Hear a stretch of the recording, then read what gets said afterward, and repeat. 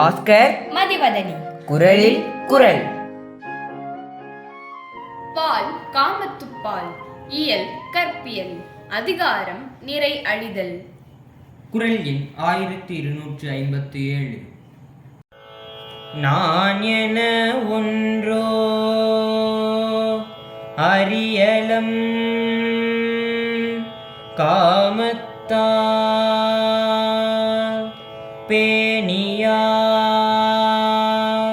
பெற்பசையின். நான் என ஒன்றோ அறியலம் காமத்தால் பேணியார் பெற்பசையின். நான் என ஒன்றோ அறியலம் காமத்தால் பேணியார் பெற்பசையின்.